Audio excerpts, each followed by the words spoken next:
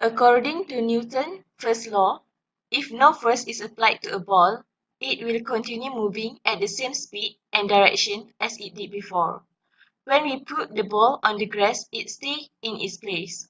Namely, it stays in zero motion since no force is applied to it.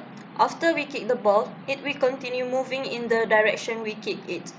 Its speed will drop gradually due to friction, a force applied on the ball in the opposite direction to its motion, but the direction of its motion will remain the same.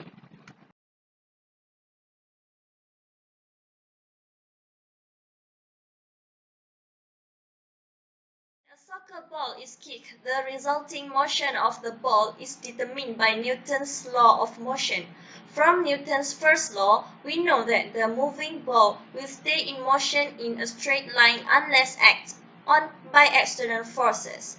A force may be thought as a push or pull in a specific direction. A force is a vector quantity. In 1997, in a game between France and Brazil, a young Brazilian player named Roberto Carlos set up for a 35-meter free kick. With no direct line to the goal, Carlos decided to attempt the seemingly impossible. His kick sent the ball flying wide of the players, but just before going out of bounds, it hooked to the left and soared into the goal.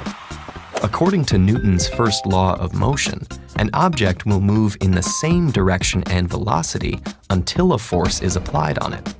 When Carlos kicked the ball, he gave it direction and velocity, but what force made the ball swerve and score one of the most magnificent goals in the history of the sport? The trick was in the spin. Carlos placed his kick at the lower right corner of the ball, sending it high and to the right, but also rotating around its axis. The ball started its flight in an apparently direct route, with air flowing on both sides and slowing it down. On one side, the air moved in the opposite direction to the ball's spin, causing increased pressure, while on the other side, the air moved in the same direction as the spin, creating an area of lower pressure. That difference made the ball curve towards the lower pressure zone. This phenomenon is called the Magnus effect.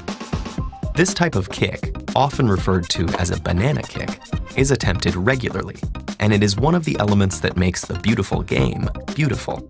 But curving the ball with the precision needed to both bend around the wall and back into the goal is difficult. Too high and it soars over the goal. Too low and it hits the ground before curving. Too wide and it never reaches the goal. Not wide enough and the defenders intercept it. Too slow and it hooks too early, or not at all. Too fast and it hooks too late. The same physics make it possible to score another apparently impossible goal, an unassisted corner kick. The Magnus effect was first documented by Sir Isaac Newton after he noticed it while playing a game of tennis back in 1670. It also applies to golf balls, frisbees, and baseballs. In every case, the same thing happens. The ball's spin creates a pressure differential in the surrounding airflow that curves it in the direction of the spin.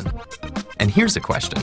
Could you theoretically kick a ball hard enough to make it boomerang all the way around back to you? Sadly, no.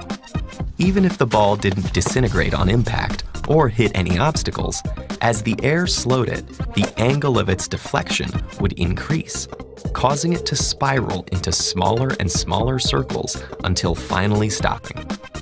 And just to get that spiral, you'd have to make the ball spin over 15 times faster than Carlos's immortal kick.